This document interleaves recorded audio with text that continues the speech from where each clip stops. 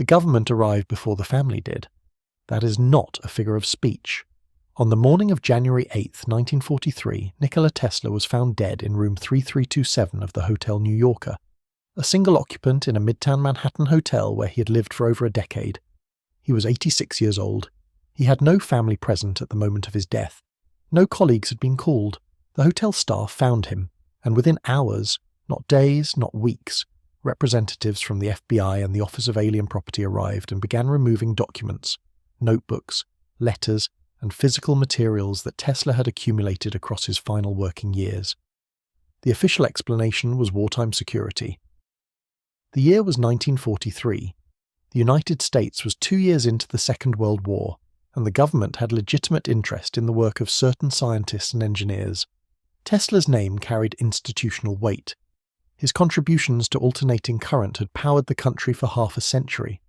The logic of the seizure, on the surface, is easy to follow. A brilliant man dies. His papers might contain something useful. The government secures them. The story ends there. But the story does not end there. The full inventory of what was removed from room 3327 has never been publicly released. A portion of Tesla's materials was eventually transferred to Belgrade, to the Nikola Tesla Museum, where researchers have been able to study them for decades. A separate portion was held by US federal agencies. Those files were released in stages over the following decades, partially selectively and never in full, with portions remaining restricted long after the war that had supposedly justified their seizure. A man who had spent his final years writing about the Earth's electromagnetic field, about the resonant frequencies of stone and metal, about what he called the wheelwork of nature. That man died alone in a hotel room, and the government was faster to claim his papers than to notify anyone who had known him. That is not where this story starts, but it is the reason the rest of it matters. Here is the version of Tesla that most people carry. He was a brilliant Serbian-American inventor, the father of alternating current, a figure who for a time was celebrated enough to rival Edison. He gave his name to the Tesla coil, contributed foundational work to radio transmission, and operated at the highest level of electrical engineering at the turn of the 20th century. Then, according to the standard narrative, he declined. He became eccentric, isolated, obsessed with ideas that had no practical application. He died alone and forgotten, the tragedy of a visionary who outlasted his era. Schools teach the AC motor and move on. The official verdict is that he contributed greatly, then lost his way, then disappeared. This version is clean. It is easy to teach. It places Tesla's contributions firmly in the past tense and seals off his later thinking as the product of deterioration rather than continuing inquiry. The problem is that it does not match what Tesla was actually doing. In 1899, Tesla leased a laboratory in Colorado Springs, Colorado. He was not there to rest. He was not there to conduct minor follow-up work on ideas already settled. He later wrote that what he accomplished at Colorado Springs represented the most significant experimental work he had ever undertaken, a claim his own notebooks support in detail. He ran tests on wireless energy transmission over considerable distances. He wrote that the Earth itself behaved as a conductor, that its natural resonant frequency could serve as a transmission medium for electrical power, without wires, without meters, without the distribution infrastructure that the growing electrical industry was then spending enormous capital to build. He claimed to have demonstrated this.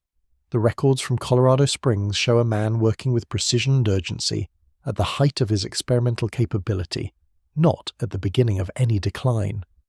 2 years later, in 1901, construction began on what would become known as the Wardenclyffe Tower on Long Island. The project was funded initially by J.P. Morgan. Tesla described it publicly as a global communication system. His private correspondence described something considerably more ambitious, a node in a planetary energy distribution network, a structure designed to transmit electrical power to any point on Earth without wires, without pylons, and without metered delivery. Morgan controlled the capital. By 1903, his support had collapsed. Tesla's correspondence from that period makes his intentions for the system unmistakable. Open transmission, no metered delivery, no proprietary access control. Whether Morgan withdrew because of that specific exchange, because Marconi had already demonstrated radio communication on a smaller scale, or simply because the investment had outgrown its foreseeable return, The result was the same. The money stopped. Construction stopped. The tower stood incomplete for 14 years. It was demolished in 1917, officially for wartime scrap metal. The land was sold. The project passed into the history books as an eccentric failure, one more example of Tesla's inability to translate vision into viable product. That reading cannot survive contact with the primary sources. The project was not abandoned because it failed. Tesla's documentation makes that claim very difficult to sustain.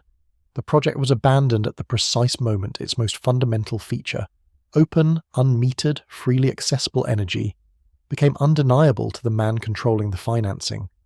The tower did not come down because the physics stopped working. It came down because the physics worked in a direction that the existing economy could not accommodate. That is the first fracture in the official story. It is not the last. In his later years, in the hotel room that would eventually become the scene of a federal seizure, Tesla's work moved into territory that his biographers have consistently struggled to classify.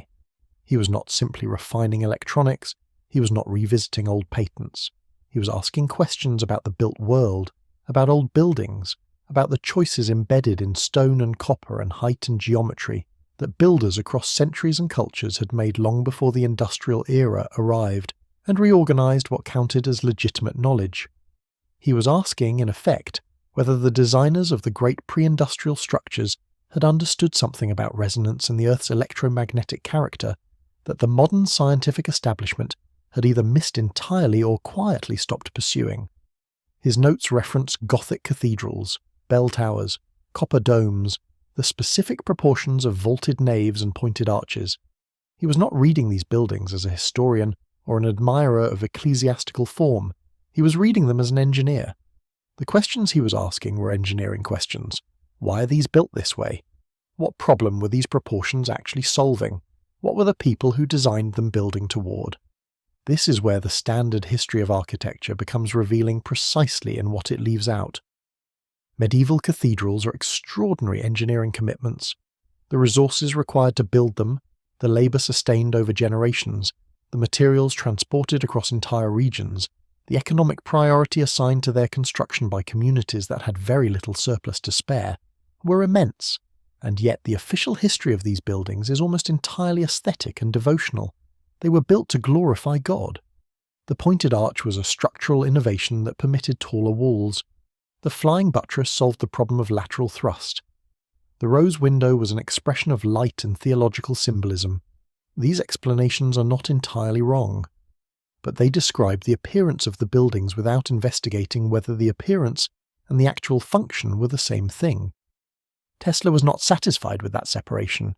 He had spent years studying what he called standing waves in the Earth, stable electromagnetic resonance patterns generated by the planet's own field, patterns that could, under the right conditions, be accessed and used. And he began to notice something persistent about the siting of old structures. Cathedrals, bell towers, ancient ceremonial buildings, large stone structures across Europe, and well beyond it showed a consistent tendency to occupy specific kinds of terrain. Elevated ground, sites above underground water systems, locations in regions with significant quartz content in the underlying rock, promontories and ridgelines that would concentrate rather than dissipate electromagnetic energy naturally rising from the Earth. Any single case could be coincidence, a local tradition, a desire for visibility, the symbolic authority of height. But the pattern holds across cultures and centuries that had no documented contact with each other. That kind of consistency at that scale is harder to dismiss as accident alone. Tesla was not making a metaphysical argument. He was identifying a pattern and asking whether it was intentional. The story of Tesla's life looks very different depending on which frame you apply. In the standard frame, he is a genius who peaked early and lost his footing.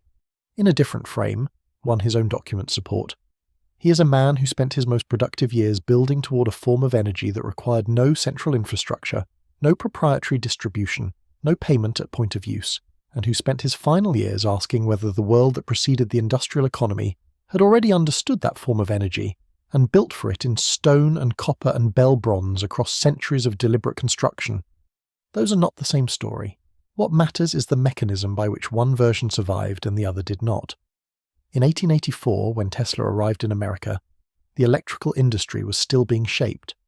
By 1888, when Westinghouse licensed his alternating current patents, the direction of the grid was set. The industry grew, the capital requirements grew, the infrastructure grew, the metering systems grew. The distribution monopolies consolidated steadily through the 1890s and into the new century. By 1901, when Morgan entered Tesla's orbit, the American electrical economy was large, centralized, and built entirely on controllable delivery. Morgan's financial interests were entangled with the utilities, with coal, with the steel and copper infrastructure the grid required at every stage. The system had been constructed, not through any single secret agreement, but through the accumulated pressure of financial interest operating normally, to require payment at every point of use, to make energy access contingent on connection to a metered network, to give energy distribution the structure of a market where scarcity could be managed and price could be controlled. Tesla's world system would have broken every one of those arrangements. The institutions responsible for the outcome of Tesla's career, Edison Electric, later General Electric, the Morgan banking apparatus, the Office of Alien Property that cleared room 3327 before the body was moved. These are not organizations that operated in the dark. They are documented institutions working through documented legal authority in pursuit of documented financial interests. The suppression of Tesla's later work does not require a hidden conspiracy. It requires only that the ordinary logic of capital protect controllable distribution against systems that cannot be controlled. That conclusion is, in some ways, more unsettling than a conspiracy would be. A conspiracy has a shape. It has an end. It has identifiable individuals who made identifiable choices at identifiable moments, and when those individuals die, the conspiracy dies with them.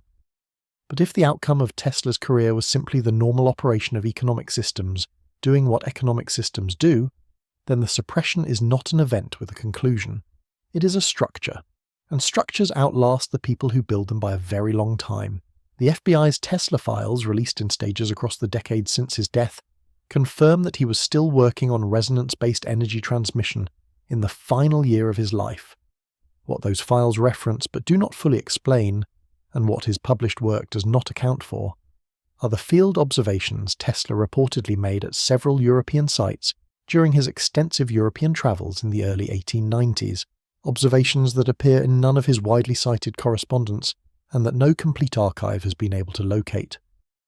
Where those observations went, what they showed, and why they cannot be accounted for is the question that room 3327 cannot answer. The room is empty. The tower is gone. The man is gone. The measurements are unaccounted for. But the buildings are still standing, and somewhere inside their stone and bronze and geometry, if Tesla's field notes were ever real and ever mattered, the frequencies he was listening for are still there. Think about what a church bell actually is. It is bronze, an alloy of copper and tin, shaped by centuries of refinement into a form that produces not just sound, but a specific quality of vibration. It is hung at height, in a stone tower, above a building whose walls are thick, and whose floor is often laid directly over older ground. It is struck at regular intervals, sometimes in patterns, sometimes at specific hours, always in the same place, always at the same elevation above the terrain. The sound travels outward. The vibration moves through the metal, into the mounting hardware, into the stone of the tower, and from the tower into the structure below. Standard history calls this a system of community communication. The bell called the faithful to prayer. It marked the hours of labour and rest. It rang warnings. It signalled the death of community members. These functions are real and documented, and nobody disputes them. But consider the same object through a different lens. Bronze at elevation, struck at consistent intervals, produces not just audible sound waves but electromagnetic resonance that propagates outward through conductive and semiconductive materials, including stone, soil, and underground water. This is not metaphysics. This is basic physics. Vibration in conductive material at specific frequencies induces electromagnetic field effects that extend well beyond the object itself. Tesla understood this.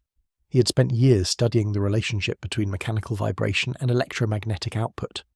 What he found interesting about church bells was not their symbolism. It was their engineering consistency. The question is not whether bells produce these effects. They did, and they still do. The question is whether the people who designed these systems across 1,000 years of European construction understood what they were producing and built accordingly. Medieval masons did not work casually. They belonged to guilds that guarded their technical knowledge with extraordinary discipline, passing measurements, ratios, and geometric principles through apprenticeship chains that operated for centuries. What they called sacred geometry was not primarily a spiritual concept. It was a working technical vocabulary, a set of proportional relationships that produced specific structural and acoustic results, transmitted as craft knowledge because it was craft knowledge. The proportions of a Gothic nave were not chosen because they looked holy. They were chosen because they worked. The question of what they were working toward is the one that architectural history has consistently declined to pursue with any seriousness. The cathedral at Chartres is one of the most studied buildings in the world. Its history is documented, its construction phases mapped, its iconographic program analysed in thousands of academic volumes. What is discussed far less often is what the building does acoustically and electromagnetically. It sits on a site that predates the Gothic cathedral by more than 1,000 years, considered sacred in pre-Christian times by the peoples of the region. It rests above a documented underground well, the Puits de Saint-Four, preserved beneath the crypt, whose existence has been confirmed by cathedral authorities and archaeological records. It is oriented along an east-west axis that some architectural researchers have argued aligns with solar phenomena at specific times of year, and its interior acoustics possess properties whose formal study has barely begun. Acoustic research on ancient and prehistoric sites, including cave sanctuaries used for ceremony across southern Europe, has recorded measurable standing waves at frequencies now known to affect human neurological states. These are not fringe findings.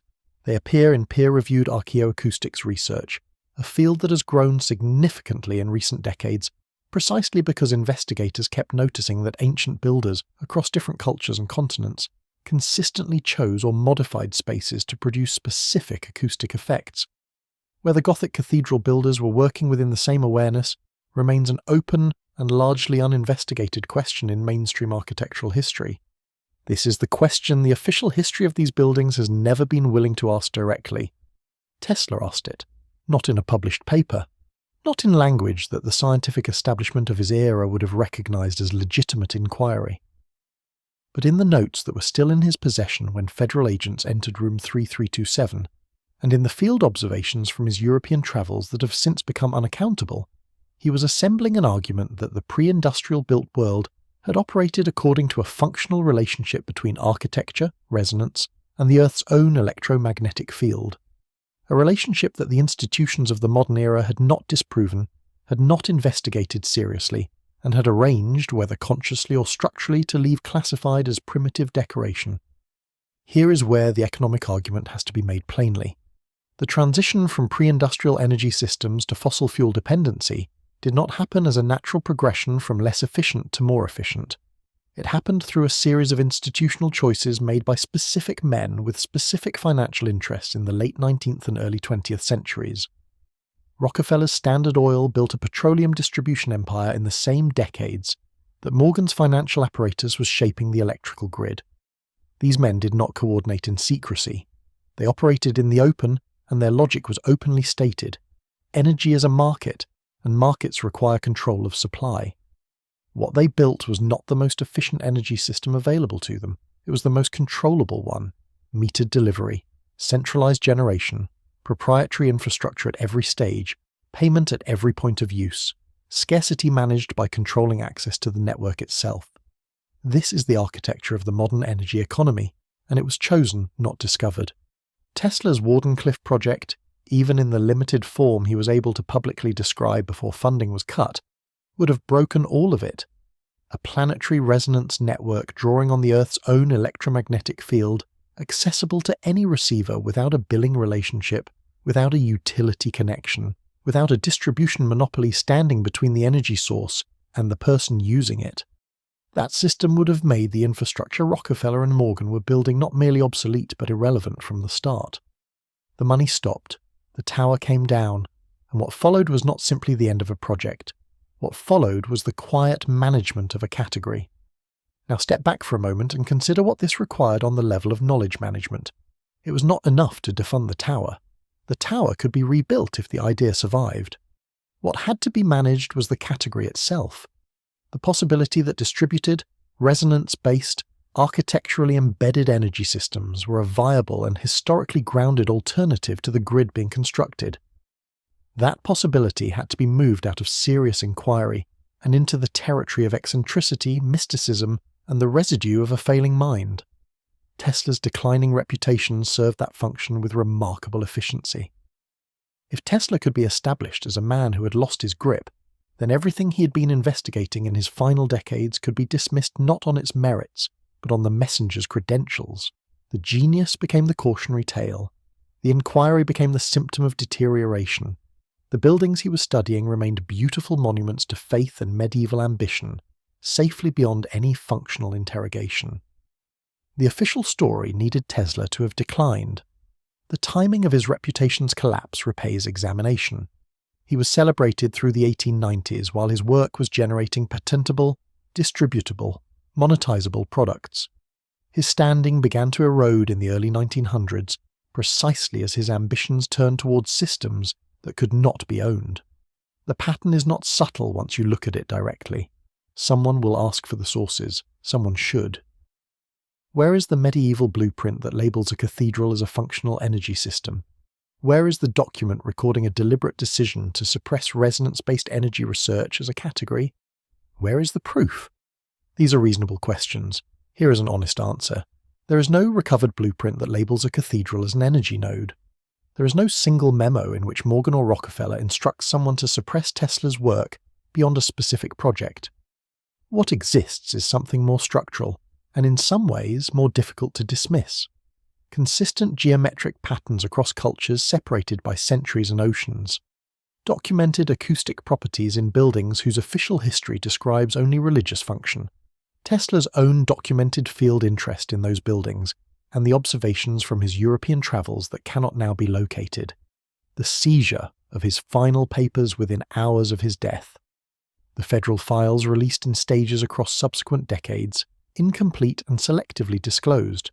A modern electrical grid whose specific design choices were made by specific men with specific financial incentives to prevent exactly what Tesla was describing, and the near-total absence of serious institutional inquiry into the questions he was raising. The case is not that we have proof of a functioning ancient energy network. The case is that the questions Tesla was asking were not answered. They were abandoned. And they were abandoned by the same institutions that controlled his funding, his patents, his public reputation, and eventually his papers. That is not a conspiracy. That is a documented incentive structure operating exactly as documented incentive structures operate when uncontrolled alternatives threaten controlled markets. The architecture of forgetting is not assembled from lies. It is built from incomplete framings that harden into defaults. It is built from institutional silence on specific questions. It is built from the slow reclassification of inconvenient inquiry as fringe, as primitive, as the product of minds that have passed their peak. It requires no single act of suppression if the categories themselves can be managed, if what counts as a legitimate question can be quietly narrowed until the dangerous ones simply stop being asked. The official story teaches Tesla as a genius who lost his way, so that his final work can be treated as the residue of deterioration rather than the product of sustained investigation. The official story teaches medieval cathedrals as monuments of faith, so that their geometric and acoustic engineering can be admired without ever being examined for functional purpose. The official story teaches the modern energy grid as the natural outcome of technological progress, so that the specific choices made by specific men with specific financial interests at the end of the 19th century can appear inevitable rather than chosen, among alternatives that existed and were viable and were suppressed. Each of those framings does the same work. It ends a question before it can be properly started. Come back now to room 3327. There is a photograph of Tesla from his later years. He is thin. His suits, which once fit a man of considerable presence, hang on him. He sits or stands upright with an expression that is not quite resignation and not quite pride. It looks, once you know what he was working on in those final years, like the expression of a man waiting, not for recognition, which he had received and lost and largely ceased to seek, but for the moment when someone would finally take seriously the question he had spent decades trying to make unavoidable. What if the old world knew something about energy, resonance, and the relationship between architecture and the earth that the new economy could not afford to let survive. He died without that question being taken seriously by any institution with the resources to investigate it. The field observations he reportedly made at European sites in the early 1890s, whatever they showed, whatever they confirmed or complicated, are gone. The tower that would have demonstrated his planetary energy system was demolished for scrap. The papers from his final years were removed from his room within hours of his death and held from full public access for decades afterward. The bells are still ringing, in buildings above documented underground wells, above geological formations that concentrate electromagnetic activity, in naves whose proportions produce acoustic effects that formal researchers are only now beginning to study. The bells are still ringing. They ring in bronze at height, in buildings whose geometry the standard history of architecture has never seriously asked to examine as a functional system. They ring at frequencies that nobody in the official story ever thought to measure, because the official story never asked what the buildings were actually for, Tesla asked. He spent his last years asking. The silence where the answers should be is not an absence. It has a specific shape, the shape of papers taken, towers demolished, questions reclassified, and a man in a hotel room whose photograph looks less and less like a man who lost his grip, and more like a man who knew exactly what he had found, and exactly why it could not be allowed to stand. The silence is the answer.